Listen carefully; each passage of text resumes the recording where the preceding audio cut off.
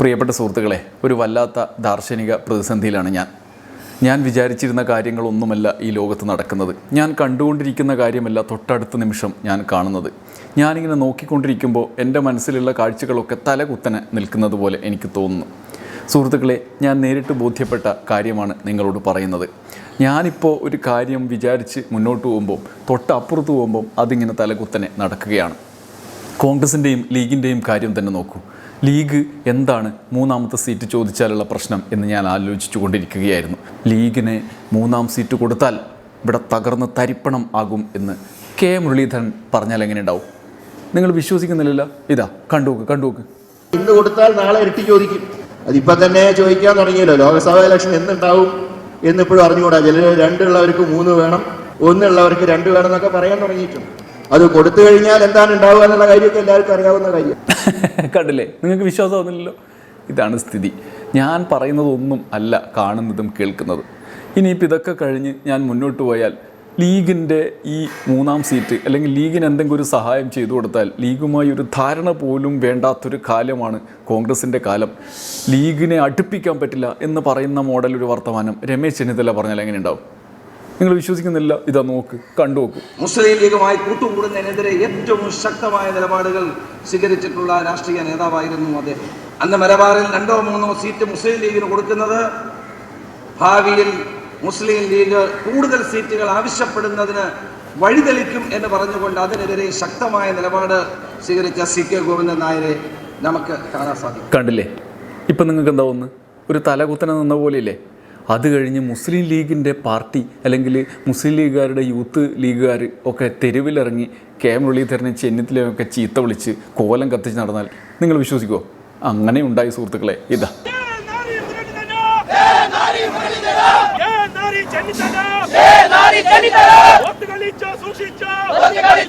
എന്തെന്നാ ചെയ്യേണ്ടത്? ഇങ്ങനെയൊക്കെയാണ് ഈ നാട്ടിൽ നടക്കുന്നത്. പക്ഷെ നമ്മൾ നോക്കുമ്പോൾ എന്താ, മുരളീധരനാണ് ലീഗിന് സീറ്റിന് വേണ്ടി കഷ്ടപ്പെടുന്നത്. കണ്ടില്ലേ? രമേശ് ചെന്നിത്തലയും പറഞ്ഞു ലീഗിന് അർഹതയുണ്ട് എന്ന് പറയുന്നു. പക്ഷേ ഇതിപ്പോൾ നമുക്ക് ഭ്രാന്തായതാണോ, നാട്ടുകാർക്ക് ഭ്രാന്തായതാണോ, അതോ ഇവർക്കൊക്കെ ഭ്രാന്തായതാണോ? ആർക്കാണ് ശരിക്കും ഭ്രാന്തായത്? നമുക്കതൊന്ന് നോക്കിയാലോ? ശരിക്കും വിശദമായിട്ടൊന്ന് നോക്കിയാലോ? അപ്പം നോക്കാം. എല്ലാവർക്കും സ്വാഗതം. നമ്മൾ ലീഗിൻ്റെയും കോൺഗ്രസിൻ്റെയും 3-ാം സീറ്റിനെ കുറിച്ചുള്ള കാര്യങ്ങൾ ഒന്ന് പരിശോധിക്കുകയാണ്. എല്ലാവർക്കും സ്വാഗതം.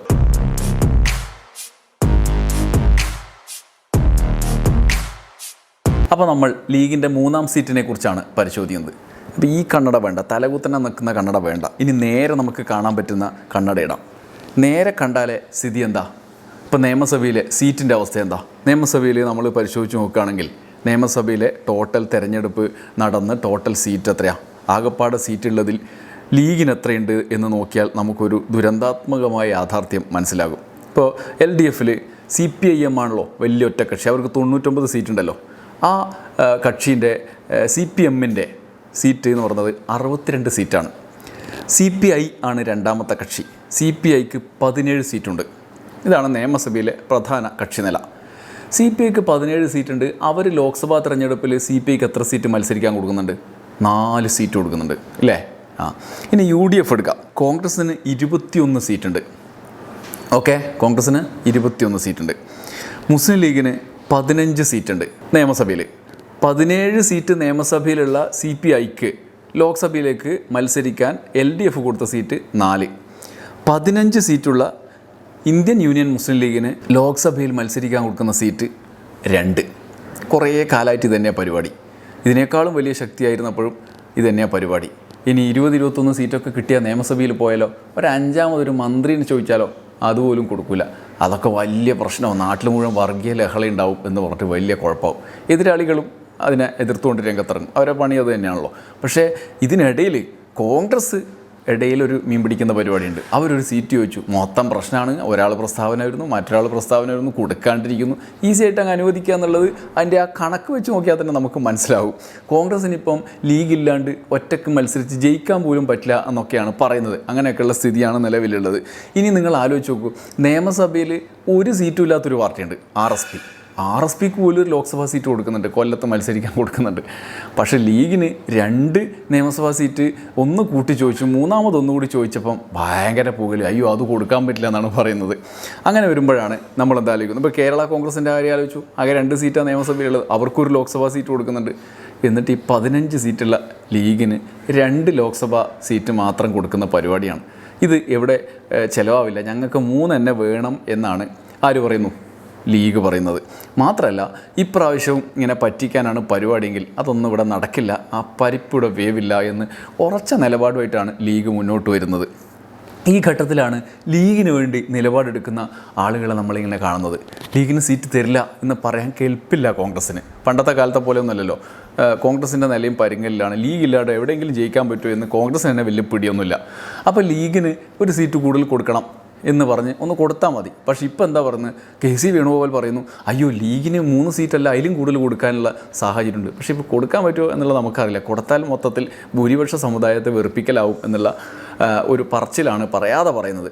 അത് കഴിഞ്ഞ് ലീഗിന് വേണ്ടി അതിശക്തമായി രംഗത്ത് വരുന്ന ആരാ, KM മുരളീധരനാണ്. സീറ്റ് കൊടുത്തേ പറ്റൂ എന്നാണ് KM മുരളീധരൻ പറയുന്നത്. അപ്പോൾ മുരളീധരൻ എന്തുകൊണ്ടായിരിക്കും ഇങ്ങനെ പറയുന്നത്? മുരളീധരൻ ഇപ്പം ലോക്സഭയിലേക്ക് മത്സരിക്കാൻ പോകുന്നത് വടകരയിൽ നിന്നാണ്. വടകരയിൽ ന്യൂനപക്ഷ വോട്ട് നിർണായകമാണ്.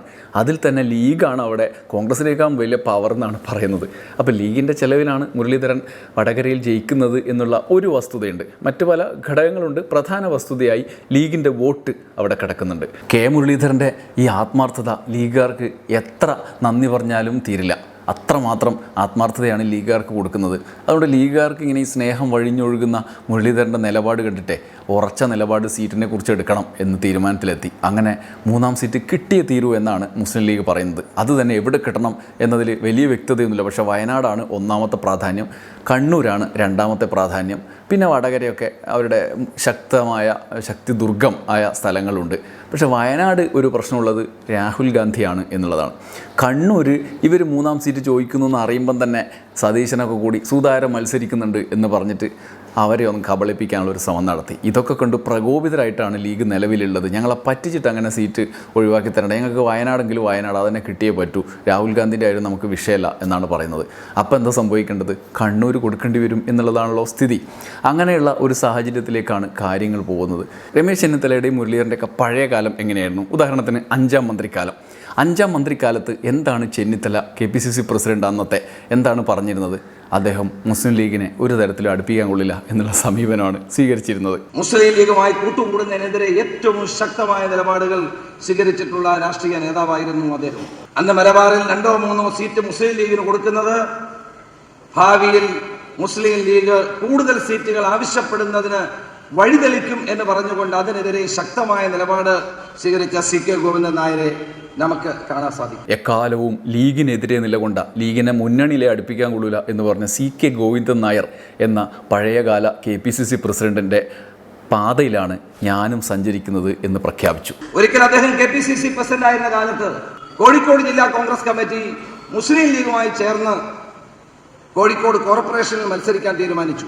CKG കോഴിക്കോട് റെയിൽവേ സ്റ്റേഷനിൽ വന്നിറങ്ങിയപ്പോൾ പത്രക്കാർ പൊതിഞ്ഞു. പത്രക്കാർ അദ്ദേഹത്തോട് ചോദിച്ചു, എന്താണ് കോഴിക്കോട് കോർപ്പറേഷനിലെ ഈ മുസ്ലിം ലീഗ് കോൺഗ്രസിന്റെ ഐക്യത്തെ പറ്റി പറയുന്നതെന്ന് പറഞ്ഞു. അദ്ദേഹം പറഞ്ഞു, KPCC പ്രസിഡന്റ് എന്നുള്ള സ്ഥാനം ഉപയോഗിച്ചുകൊണ്ട് ഞാൻ ആ ധാരണയും ഐക്യവും റദ്ദ് ചെയ്യുന്നു എന്ന് പറഞ്ഞു. അങ്ങനെ DCC പ്രസിഡന്റിന്, അന്നത്തെ പേര് ഞാൻ മറന്നുപോയി, മൊയ്ത് ഹാജിക്ക് രാജിവെക്കേണ്ട സ്ഥിതി ഉണ്ടായി. DCC പ്രസിഡന്റ് തലസ്ഥാനം രാജിവെച്ചുപോയി. തന്റെ അഭിപ്രായത്തിൽ ഒരു മാറ്റവും അദ്ദേഹം വരുത്തിയില്ല. മാത്രമല്ല ലീഗ് അടുപ്പിക്കാൻ കൊള്ളില്ല, മുന്നണിയിൽ പോയിട്ട് ഐക്യത്തിന് പോലും പറ്റാത്ത പാർട്ടിയാണ് എന്ന് CK ഗോവിന്ദൻ നായർ പണ്ടേ പറഞ്ഞിട്ടുണ്ട്. അതുകൊണ്ട് രമേശ് ചെന്നിത്തലയ്ക്ക് ആ നിലപാട് മാത്രമേ പിന്തുടരാൻ കഴിയുള്ളൂ. വർഗീയ ശക്തികളുമായും സാമുദായിക സംഘടനകളുമായും കോൺഗ്രസ് പുലർത്തേണ്ട ബന്ധം, ആ ബന്ധത്തിന് ഒരു ലക്ഷ്മണ രേഖ വേണം എന്നുള്ള CK ഗോവിന്ദൻ നായരുടെ പ്രസ്താവനയെ ഒരു KPCC പ്രസിഡന്റ് എന്നുള്ള നിലയിൽ ഞാൻ ഈ കോഴിക്കോട് വെച്ച് പൂർണ്ണമായി അംഗീകരിക്കുന്നു എന്ന് പറയുന്നത്. അത് പാലിക്കുന്നതിന് വേണ്ടി ലീഗിന്റെ മുമ്പിൽ ഒരു ലക്ഷ്മണ രേഖ വരക്കണം, അതിന്റെ അപ്പുറം പോകാൻ പാടില്ല എന്ന് ചെന്നിത്തല അന്ന് തന്നെ പറഞ്ഞിട്ടുണ്ട്. ആ ലക്ഷ്മണ രേഖ നമ്മൾ കടന്ന സന്ദർഭങ്ങളിൽ കോൺഗ്രസിന് ശക്തിക്ഷയമുണ്ടായിട്ടുണ്ട്, കോൺഗ്രസ് ദുർബലപ്പെടാനുള്ള അവസരങ്ങൾ ഒരുക്കിയിട്ടുണ്ട് എന്നുള്ള പരസ്യ സമ്മതം കൂടി നടത്താൻ ഈ അവസരം ഞാൻ വിനിയോഗിക്കുന്നു. കോൺഗ്രസ് CK ഗോവിന്ദൻ നായർ ഉയർത്തിപ്പിടിച്ച ആ മഹത്തായ ചിന്തകൾ ഉയർത്തിപ്പിടിച്ചുകൊണ്ട് മുന്നോട്ട് പോകാൻ ഞാൻ അടക്കമുള്ള ആളുകൾ ശ്രദ്ധിക്കും. ലീഗ് വിരുദ്ധതയുടെ ഈ കാഴ്ചപ്പാടിൻ്റെ നെടും തൂണ് എന്ന് പറയുന്നത് മുരളീധരനായിരുന്നു. വട്ടിയൂർക്കാവിൽ MLA ആയിരുന്ന കാലത്തെ മുരളീധരൻ.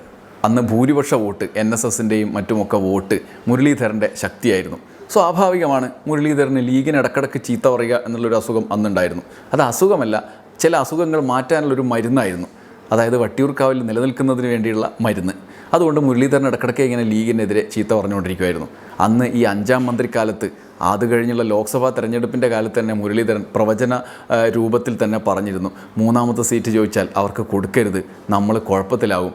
ലീഗ് 3ാം സീറ്റ് എന്നൊക്കെ പറഞ്ഞ് വരുന്നുണ്ട്, 5ാം മന്ത്രി മാത്രമല്ല 3ാം സീറ്റിൻ്റെ കാര്യവും പറഞ്ഞുകൊണ്ട് വരുന്നുണ്ട്, അതിൽ നമ്മൾ ഉറച്ച നിലപാടെടുക്കണമെന്ന് ചെന്നിത്തലയ്ക്ക് പിന്നിൽ അടിയുറച്ചു നിന്നുകൊണ്ട് കെ മുരളീധരൻ അന്ന് പറഞ്ഞു. ഇന്ന് കൊടുത്താൽ നാളെ ഇരട്ടി ചോദിക്കും.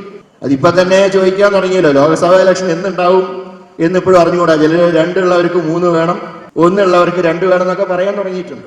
അത് കൊടുത്തു കഴിഞ്ഞാൽ എന്താണ് ഉണ്ടാവുക എന്നുള്ള കാര്യമൊക്കെ എല്ലാവർക്കും അറിയാവുന്ന കാര്യം. ഒടുക്കം ഈ മുരളീധരനും ചെന്നിത്തലയ്ക്കും എതിരെ KP മജീദിനെ തന്നെ ലീഗുകാർ തെരുവിലേക്ക് പറഞ്ഞു വിട്ടു, റെഡിയാക്കി വിടാൻ വേണ്ടി. പോകുന്ന വഴിപോക്കന്മാരെല്ലാവർക്കും മുട്ടാനുള്ള ചണ്ടയല്ല മുസ്ലിം ലീഗ് പാർട്ടി. അങ്ങനെ ആരും ധരിക്കണ്ട. എനിക്ക് ആരാ കൊട്ടാൻ നിന്നത്? ഞങ്ങളാരും കൊട്ടാൻ പോയിട്ടില്ല. ഞങ്ങൾക്കൊരു ഇടം എവിടെ ഇല്ലാന്ന് കരുതരുത്. ചിലർ 2 ഉള്ളവർക്ക് 3 വേണം, 1 ഉള്ളവർക്ക് 2 വേണം എന്നൊക്കെ പറയാൻ തുടങ്ങിയിട്ടുണ്ട്. ഞങ്ങൾ ഇടമില്ലാത്തവർക്ക് ഇടം കൊടുക്കുന്ന പാർട്ടിയാണ്. അത് മുരളിക്കൊക്കെ ശരിക്കറിയാം. അത് കൊടുത്തു കഴിഞ്ഞാൽ എന്താണ് ഉണ്ടാവുക എന്നുള്ള കാര്യമൊക്കെ എല്ലാവർക്കും അറിയാവുന്ന കാര്യം. എല്ലാവർക്കും അറിയാം. ഞങ്ങൾ ഇടമില്ലാത്തവർക്ക് ഇടം കൊടുക്കുന്ന പാർട്ടിയാണ്. ഞങ്ങൾക്ക് ഇടമുണ്ട്. ഞാൻ ഡെയിലി വേജസുകാർക്ക് മറുപടി പറയാറില്ല.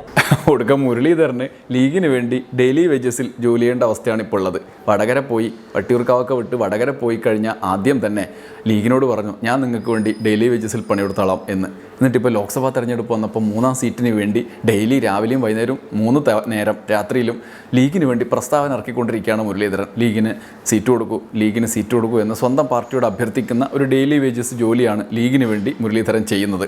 ചരിത്രം തലകുത്തനെയും കാലം മുന്നോട്ട് പോകുമ്പോൾ നിൽക്കും എന്ന് പറയാറില്ലേ? വട്ടിയൂർക്കാവിലെ മുരളീധരൻ വടകരയിൽ പോയി തലകുത്തനെ നിന്നു. ഇപ്പോൾ ലീഗിന് വേണ്ടിയിട്ടാണ് മുരളീധരൻ്റെ ജോലി എന്നും പറഞ്ഞല്ലോ. ഇതൊക്കെ കഴിഞ്ഞപ്പോൾ ലീഗുകാർ, അന്നത്തെ കാലത്തെ കാര്യമാണ് ഇനി വീണ്ടും നമ്മൾ പറയുന്നത്, ലീഗുകാർ മുരളീധരനും ചെന്നിത്തലയ്ക്കും എതിരെ തെരുവിലോട്ടിറങ്ങി. മുരളീധരൻ്റെയും ചെന്നിത്തലയുടെയും കോലമൊക്കെ എടുത്തു പിടിച്ച് തെരുവിലോട്ടങ്ങ് ഇറങ്ങി.